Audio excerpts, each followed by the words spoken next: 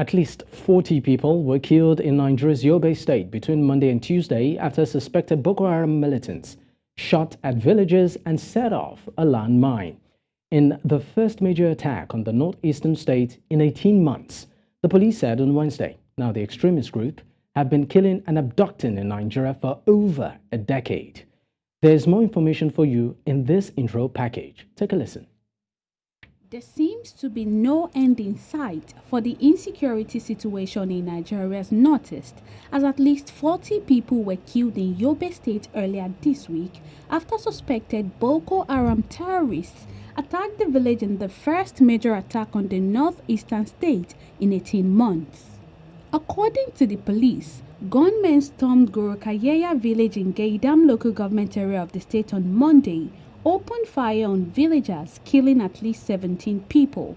A landmine also exploded on Tuesday, killing at least 20 villagers who were returning from burying victims of the previous attack. The extremist group has been killing and abducting villagers in Borno State, a hotbed for militancy and the birthplace of the Boko Haram insurgency, which has been the epicenter of a 14-year war on insurgency in Nigeria. The militant group has also extended its reach into neighboring Niger, Chad, and Cameroon, with government forces failing to defeat the group. In a related development, troops of the Nigerian army killed over 160 terrorists in the region. 60 of them are said to be from the notorious terrorist kingpin Ali Ngude.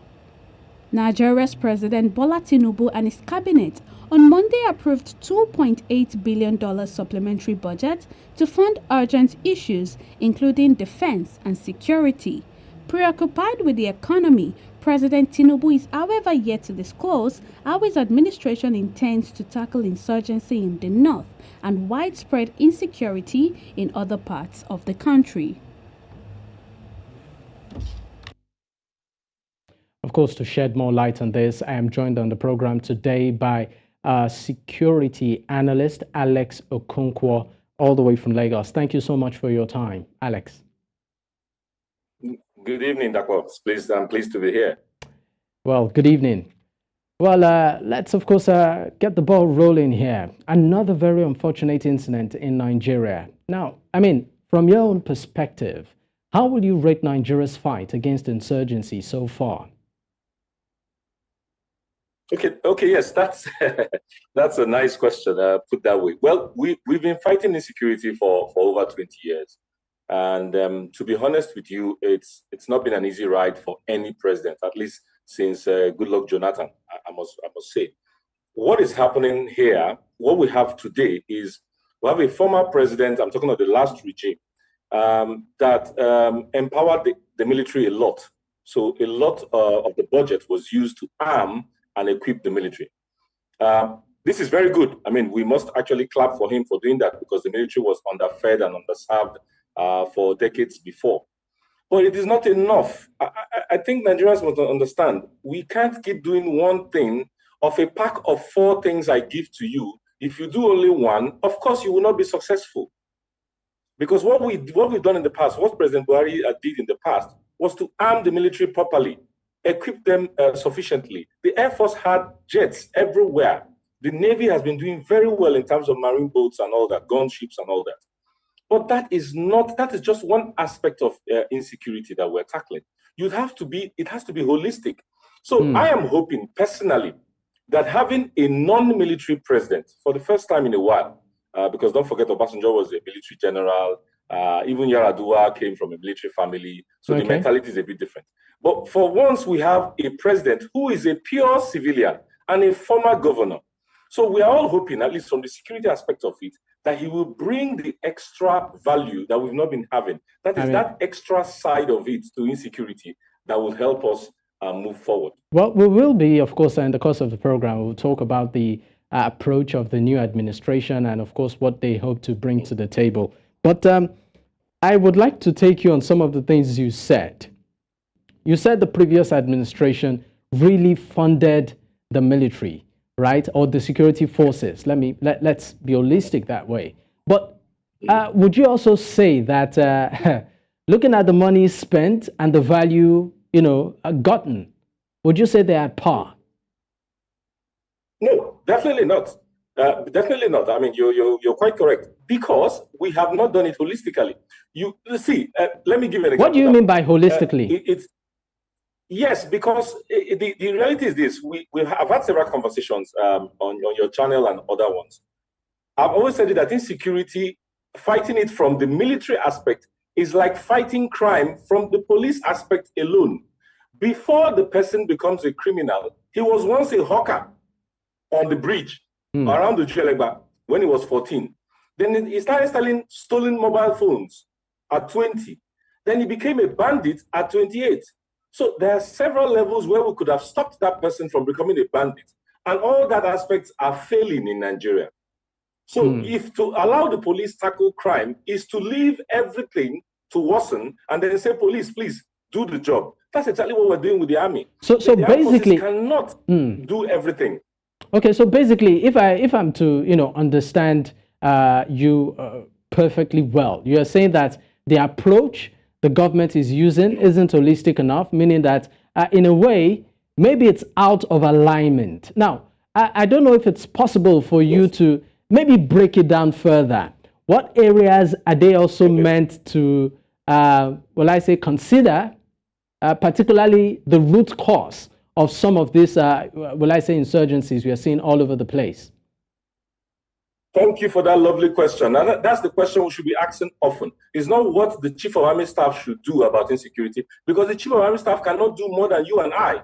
I'm going to surprise you by saying that. All he can do is send soldiers to Borno and fight the identified Boko Haram or ISWAP fighters. But before that, they are recruiting young people. So education has to be tackled. Education in the north and everywhere else. I'm talking of basic education now, primary and secondary school. We'll have to deal with health, public health. When we say health, we're talking of public health, not necessarily the treatment of cancer. We're talking of public health, polio, all those things, and infant mortality. We have to talk about all the diseases that allow people to become orphans in the north especially. You have to talk about the Amajari education. What happens when the guy passes out from the Amajari education and he's just 16 or 17, a young man, strong in his prime? Of course, he's going to join Boko Haram, because the Boko Haram actually, as we speak, and ISWAP, pay the people that join them. It's no more about ideology. They get people either from Niger Republic or from Nigeria. The borders are quite close, so the differences are not so evident. And then these guys join their ranks, knowing very well they're going to enjoy their life until they get killed or arrested. Look, if you get 30,000 naira now and you are around the Niger border and you're a young man with no education, you will enjoy that life. You get drinks, you probably go to get some women, you do, and then until one day the Nigerian army shoots you and you die. What the hell? He doesn't care. That young man doesn't care. So we are failing in the approach, and you're right to mention approach, and that's the right word. Dapo, thank you for that. It's the approach that we're getting wrong. The fact that we now supply the military with all the high-tech equipment does not stop us from having young men joining Boko Haram. You can't stop it. You can't stop that by just having the Chief of Army Staff. We can actually afford to have 3 Chief of Army Staffs. It will not solve the problem. I'm telling you right now. So if I'm to get you correctly, you're saying it's not a matter of the army chiefs right now. It's the approach that has been wrong all the while. Thank you. It is the holistic approach, yes, because the army chief is the last part of it. If we're doing everything right, if the clerics are doing the right thing. Yes, I'm sorry. I'm just trying to, understand. Look, okay. You said the army chief, the aspect of the appointment of the army chiefs is the last part. Let me break it down to you. Okay, let me break it down to you, Dapo, so that it's perfectly clear. Okay. There are 2 angles to this. You have to do a short-term approach, which is what the army will always do. The army can always go in where there's insurgents, attack them, kill them, arrest them, and whatever. That we've been doing for 20 years. And I will tell you,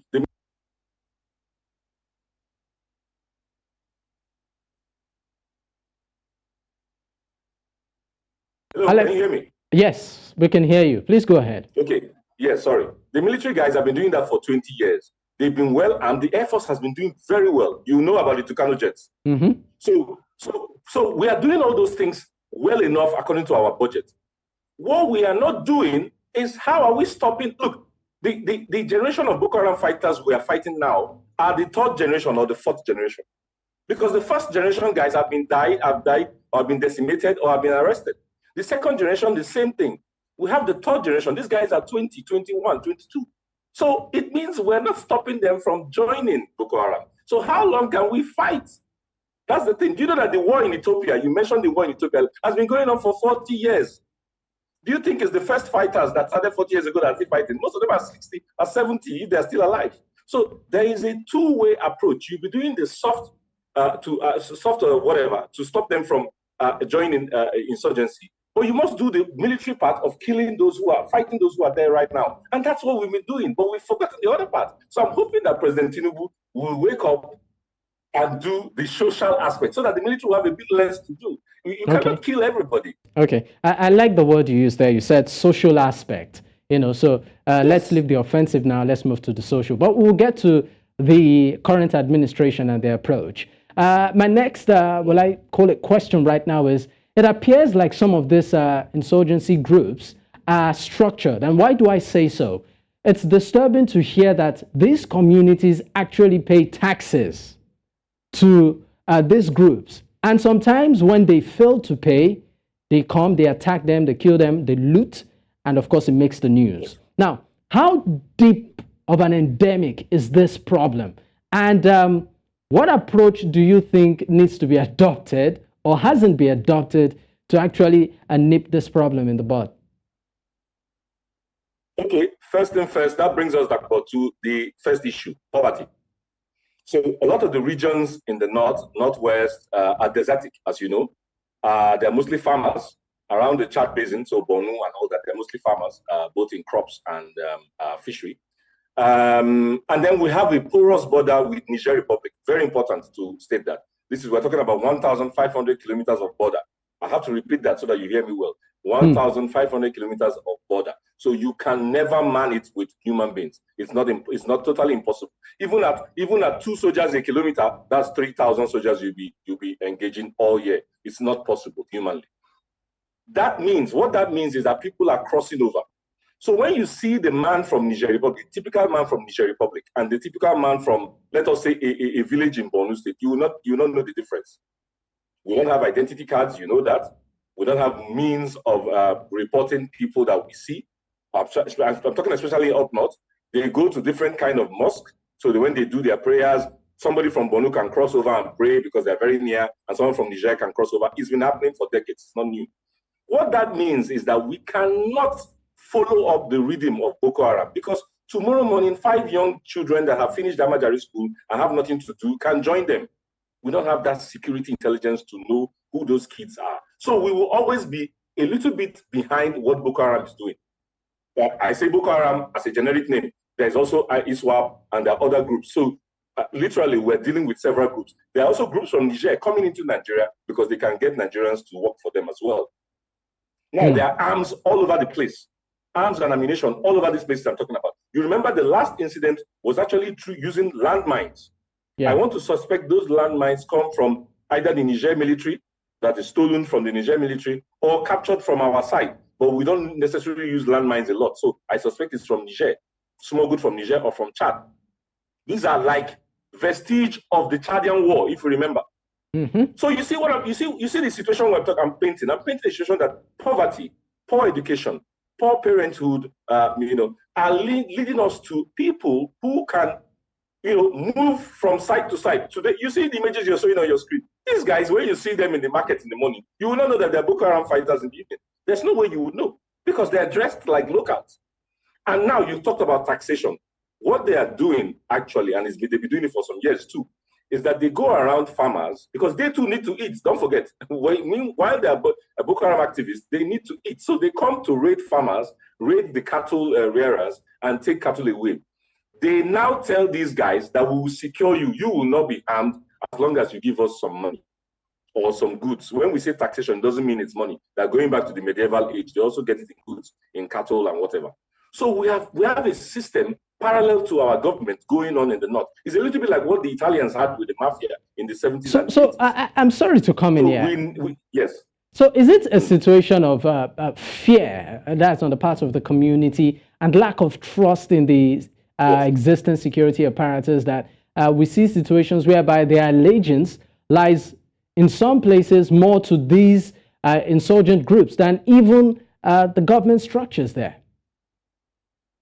No, I wouldn't say it's allegiance. It's a bigger word. It's too big a word to use. It's more fear, what you said. it's more fair, and there are more no-go zones for government.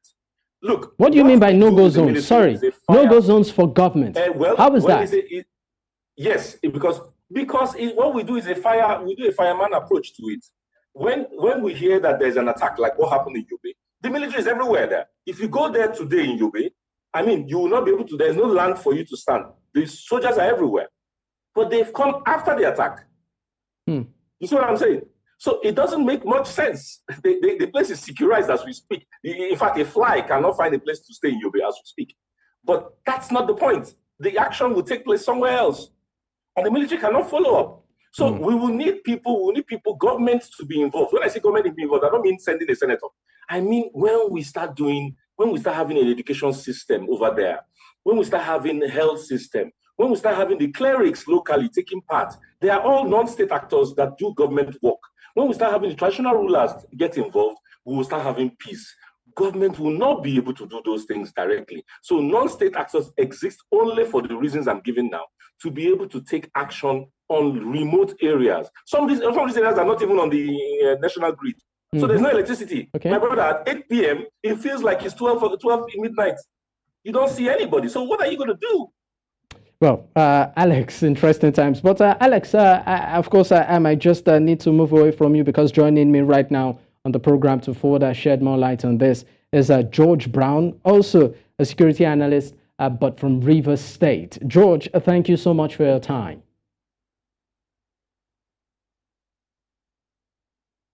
George, if you can hear me, thank you so much for joining in. Can you hear me? Okay, great. So, George, I would like to start off the conversation with you on this perspective. What do you make of the fight against insurgency in Nigeria so far? Okay. The fight against insurgency in Nigeria has become a protracted battle. It has become a war of attrition of some sort. The Northeast, that is the hotbed of the security challenges that we've been facing in the country, has not been holistically looked at. If, as a country, we look at this issue that has been going on for the past 14 years, then we should call it what it is. It is a war. It is not just an insurgency. It is not just skirmishes. It is not just jihadists, as they want to call it. It is a war. And when a nation is at war, the nation needs to do everything possible to ensure that the war is tackled and managed as though the country is at war. I'm sorry, I might just need to come in here, because, I mean, you use the word war.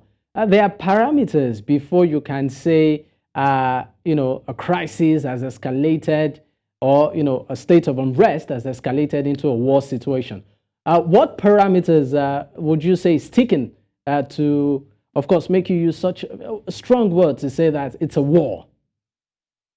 Thank you. Fantastic question. Fantastic question. When part of the sovereignty of a country is contested, that means that the country is at war. When you have non-state actors or external incursion into the sovereignty of a country, contesting areas in the country, contesting places in the country as not being part of the sovereignty of a country, geographically or otherwise, mentally or otherwise, psychologically or otherwise, it is a war. War is not only kinetic. Conflicts are not only kinetic. Conflicts are also non-kinetic.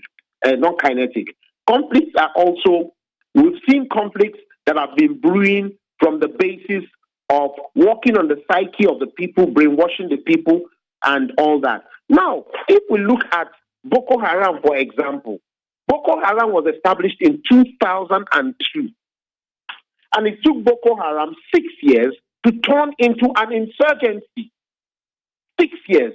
So they had the 6-year period within which they were able to conscientize their followers, recruit their people, get the sympathy of their people, canvas their way of life, their way of thinking, their approach to issues and all that, and convince the people that is their target audience, their target area, that we don't want to be a part of the system. And they did that in 6 years. And in that 6 years that they were doing that, Nigeria was asleep. And in 2009, Yusuf came up with the military wing of a supposed non-kinetic issue. It was considered to be a religious organization, an Islamic religious organization. But they took 6 years to work on the mentality and the psyche of their people, and it turned into what? A full-scale war, as it was.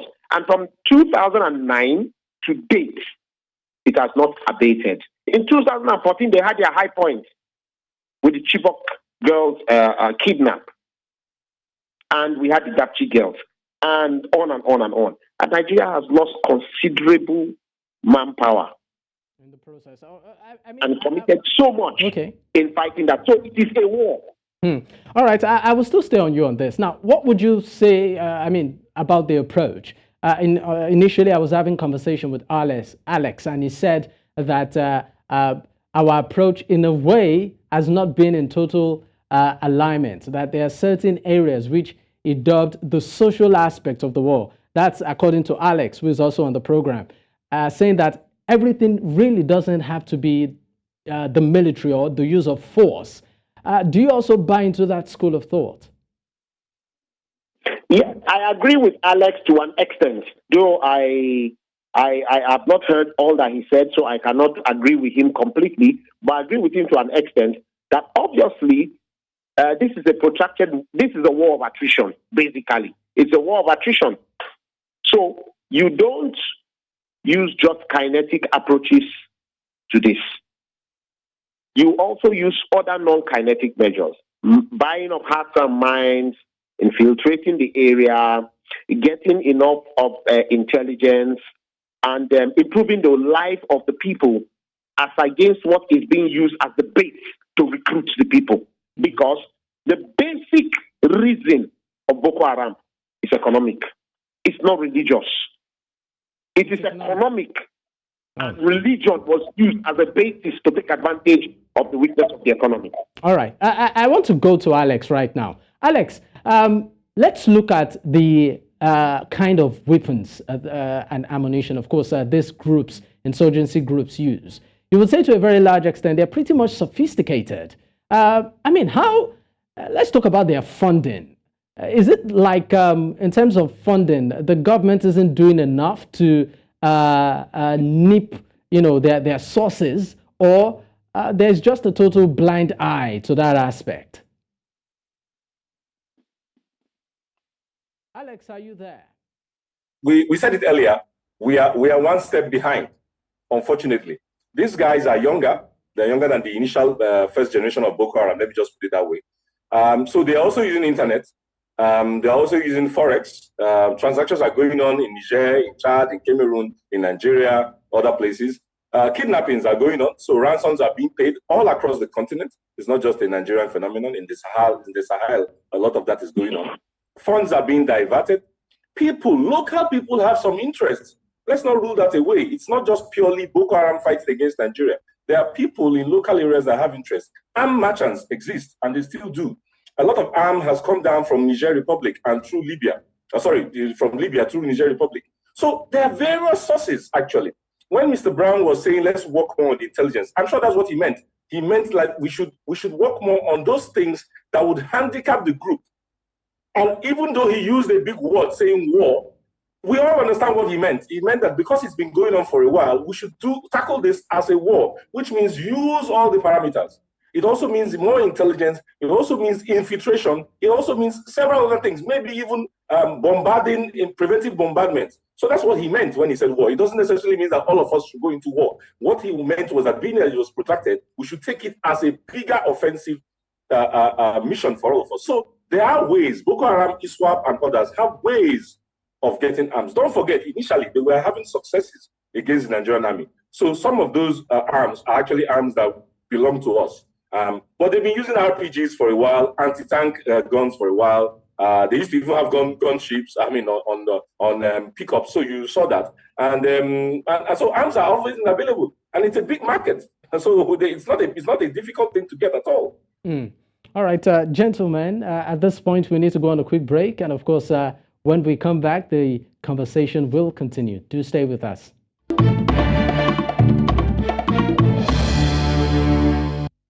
Thank you for staying with us. If you're just joining in, this is Secure the Continent, and we have been looking at the security situation in Nigeria as attacks and killings have been on the rise, especially in northern Nigeria. We're still having the show George Brown, security analyst from Rivers State, and Alex Okonkwo, security analyst from Lagos State. Thank you for, of course, hanging on, gentlemen. Thank you. Thanks. Well done. Okay, now let's talk about some of the, well, I call it approaches or the proposals or ideas that have been put forward to nip this particular problem in the bud. I would first direct this question to you, Alex. Now, some have suggested, community policing. Some have said, oh, no, we should have state policing. But the most interesting of all is self-defense.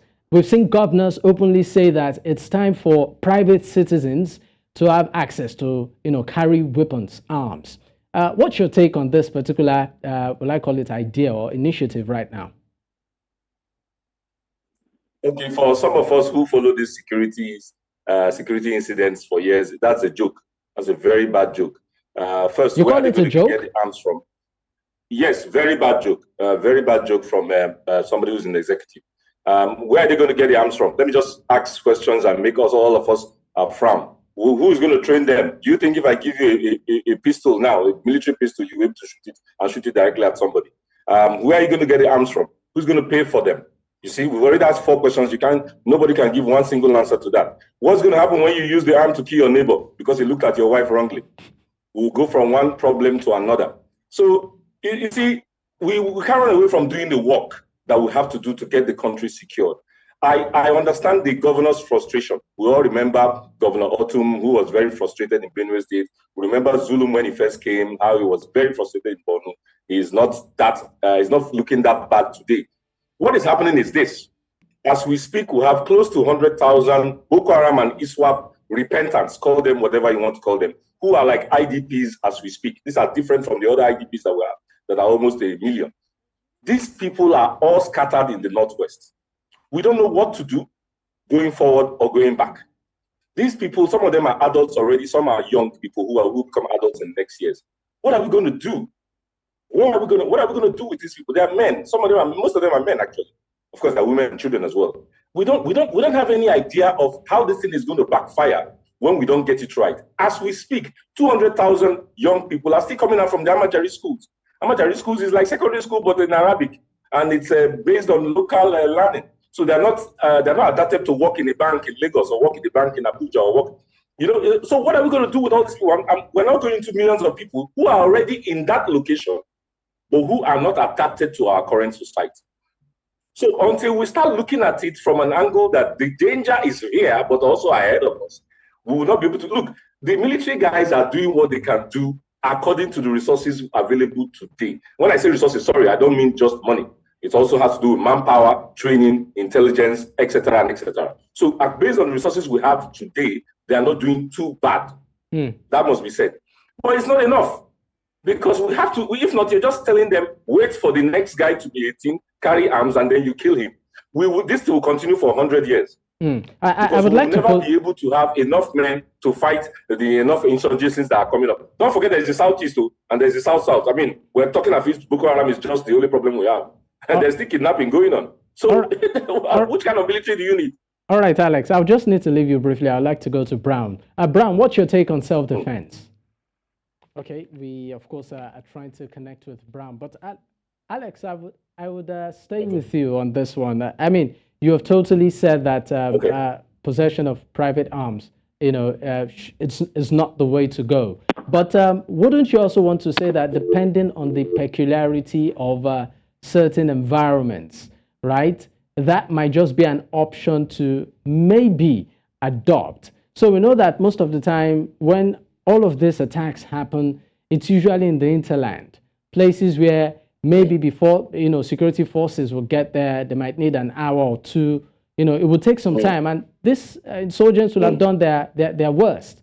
But if these people have some sort of access to local arms, they can at least fight them off, pending, when the cavalry, so to speak, comes to their rescue. My brother Dapo, you're my brother. Let me give you a small example that will clarify what I'm trying to say. Do you know that cattle rearers initially carried only dagger? Do you remember? You schooled in Nigeria. So do you remember when we were younger, those men that used to carry their cattle around used to carry only small daggers for their protection and protection of their animals, and they used to confront snakes and all that. When they started being attacked in the 80s and the 90s, they now started carrying guns. Do you now know that this same cattle rearers, some of them are the ones that attack farmers? You remember the cattle herdsmen clash that we have? Because somebody started arming them initially, not thinking of the future. Is it the same thing that some of us, as in Nigerians, said they want state police? With what happened in Rivers State, a lot of us said, wow, if there was a state police under the governor, well, you know how it's going to end. So sometimes you don't solve a problem by creating another problem. We should have, I suggested several years back, we should have what we call a special intervention team that will be 100 trained men from the police and from the army, the best of our men and women in each state. So we're talking of 3,600. They should be well armed, well equipped with helicopters, so that when there is any risk of attack, they can be flown in from the state itself, not from one unit far away. Each state should have its own 100 men. We have units like the JTF, where we have No. They are specialized units for that purpose. The JTF, they don't do that. The JTF, they don't do that. You have 4 or 5 JTF units, and they are far away from action. I'm talking of, in this case of Borno, okay, let's go back to Yobe. In the case of Yobe, where this thing happened, they should have been in Yobe, in a base in Yobe. They will have 15 minutes or 20 minutes flight to get to where this thing is happening. You get what I'm saying? It's not one JTF coming from Maiduguri. That will take them 3 hours. Anyway, they will never be there in time. Okay, let me go to Alex right now. Alex, I'm sorry, Brown. Brown, are you there now? Yes, I am. Okay, great. Now, Brown, what we're actually talking about is self-defense. What's your take on citizens having access to weapons as a way to sort of control or repel insurgency in Nigeria, as suggested by some, top politicians? Okay. There are two components basically to every conflict, whether the conflict is armed, insurrection, or whatever you call it. But to every conflict, there are a minimum of 2 approaches to resolving or addressing the conflict. In the case of Boko Haram issue that we are talking about in Yobe State, Yobe State has been off the radar of ISWAP, because this attack is not a Boko Haram attack, it's an ISWAP attack, and ISWAP is a splinter group of the Boko Haram. So the issues are that over the last 4 years, that the Nigerian state has been engaging this war, as I choose to address it rightly. Because if we address it as a war, we will give it all the seriousness that it deserves, we'll give it all the attention that it deserves, and we would have been able to resolve this whole this program for some years now, but we've not been able to address it adequately because there are other dimensions to it. For example, there's a political dimension to it. There are politicians in Nigeria that prefers that these issues in the Northeast continues to linger because it gives them credence to holding on to power. So, yes, it gives them credence to holding on to power. After all, with the benefit of historical hindsight, who is Boko Haram and how was Boko Haram established? Boko Haram was purely a puritanical religious organization until politicians approached them. And when politicians approached them, politicians called them in to make them play a role, because the politicians discovered that Boko Haram, the messages that Boko Haram was preaching was appealing to the populace or the electorate. So that was how Boko Haram began to be involved in politics, and eventually Boko Haram became a monster. All right, let's okay. Okay, now let's move. All right, let's move away from, of course, let's come to contemporary times right now, particularly the current administration. I will start off with you, Alex. Now, looking at the crop of officers heading the security establishments right now, particularly as appointed by this new administration, do you think they have the capacity to actually deliver better than their predecessors? Well, yes. The question brings me to repeat some things I said earlier. We have competent men. The current chief of army staff is well trained. He has been in several fronts. The defense chief is okay. And Nuri Badu, as the NSA chief, is supposed to bring that civil aspect we mentioned earlier, if you remember. As a former policeman, he will look at it holistically, because he's not there just to tackle Boko Haram or ISWAP. He's also there to tackle insurgency, the Southeast problem, and other things. So it's a bigger dimension. So yes, we do have competent men. They have to prove their competency, of course, by bringing results. But what I would say is this: we should give them the necessary. When I say we, of course, I mean the government and the people. We should give them the necessary support they need to actually take us a step higher. Remember, I said the Air Force is more equipped today than it was 10 years ago. We're not comparing ourselves with the US, we're comparing Nigeria with Nigeria. The Nigerian army have more effectives and more trained personnel today than yesterday. We have a little bit more intelligence than we used to have, say, 8 years ago. So there is progress in that aspect. Now, it doesn't always show on ground, because we still have the Southeast problem.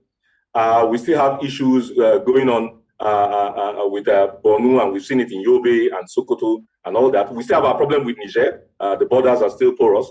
And we still have the South-South that can explode at any moment. So it is all about equipping them holistically, not just financially, because it's the easiest thing to do is to allocate a budget. It's not as difficult as that if you have the money to give 2 billion to the army. How are these monies being used? What are the key KPIs? What are you asking the military to do side by side with the social society, with the economic society? Even Mr. Brown acknowledged that a lot of these issues also have economic background. We all know there's poverty in it involved. We all know there's religion involved. Somehow, grassroots religion is involved in this. So a lot of things have to be done. So the men look capable. Nuri Badu is somebody Nigerians know very well. I think he'll be able to do a good job of harnessing the whole policy. But he's not going to do it alone. So the government will have to give all the other resources, manpower inclusive, and intelligence especially, so that things can be done preventively. We've always done security here in Nigeria where there's an attack and everybody flies there and then the whole place is secured. No, we should be doing preventive as well. All right, I would like to, of course, go to Brown right now. In terms of the crop of leaders and their capacity to deliver, would you say that the current president actually chose the fine or the fine of the finest, in terms of, I call it set up, and also in terms of qualification, yes, to, of course, man those departments? Okay. I have absolute confidence in the Nigerian military, the Nigerian military establishment, be it the Army, the Navy, and the Air Force, in this order. The Nigerian military is capable, the Nigerian military is competent, the Nigerian Armed Forces is ready to go. However, the Nigerian Army is populated by Nigerians. The Nigerian Army is operated by Nigerians. And whatever you see happen in the Nigerian states happens in the Nigerian military or in the Nigerian armed forces. Otherwise, it is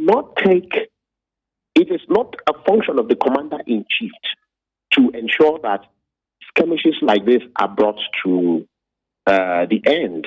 It is about the military by itself. The military is a regimented organization.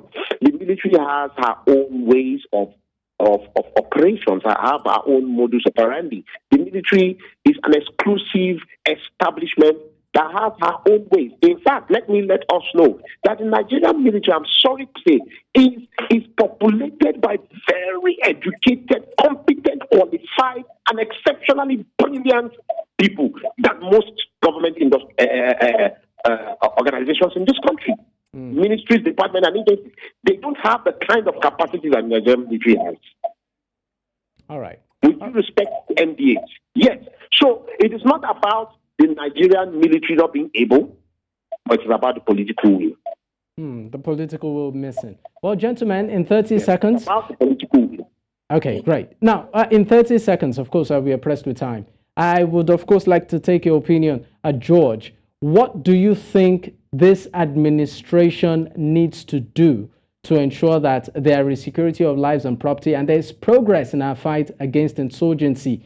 One thing they shouldn't leave out in 30 seconds. Thank you.